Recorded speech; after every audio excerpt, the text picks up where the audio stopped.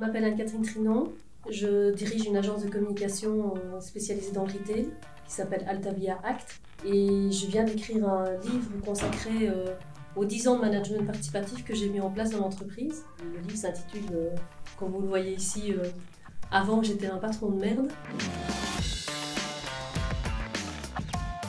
Pourquoi ce titre? Parce que j'ai fait un vrai pivot il y a une dizaine d'années. Pivot pour passer d'un patron plutôt top-down qui était très dirigiste et un peu autoritaire à un patron qui aujourd'hui est en délégation complète et qui a donné une autonomie et une co-responsabilité totale à ses collaborateurs. Si j'avais un conseil à donner à un patron de merde, je dirais que la première chose c'est qu'il faut apprendre à faire confiance pour pouvoir déléguer. Moi ça a été le premier élément déclencheur parce qu'à l'époque je faisais comme tout jeune patron de PME, je faisais tout à la place des autres parce que je pensais que je savais mieux faire que les autres et que ça irait surtout plus vite. Et en fait, c'est une croyance.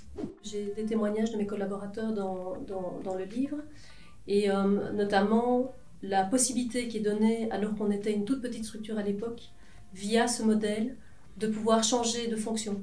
Donc j'ai un infographiste au sein de l'entreprise qui aujourd'hui est plutôt dans le département digital, donc il s'est formé parce qu'un jour il est arrivé en disant j'ai envie de changer de métier. Alors dans une PME comme la nôtre c'était quand même compliqué et en fait au fur et à mesure on lui a donné le temps nécessaire pour qu'il puisse se former et changer complètement de métier.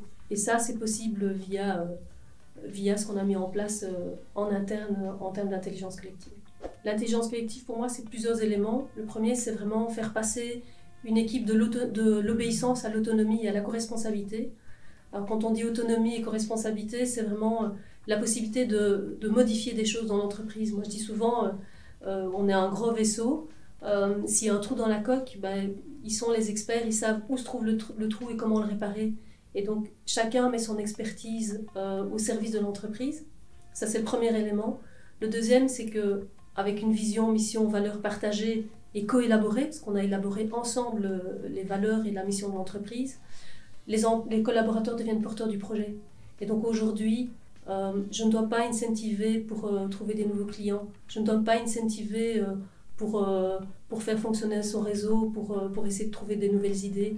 Tout ça vient de manière naturelle parce que les collaborateurs savent que ça va apporter une pierre à l'édifice et que ça va faire grandir l'entreprise. Moi je pense que si on veut se lancer dans un processus tel que celui-là, il faut être patient parce qu'on travaille de l'humain et dès qu'on travaille de l'humain, il faut être très très patient. Mon livre est disponible dans toutes les bonnes librairies et on peut également le commander sur Amazon et sur le site L'Attitude des Héros.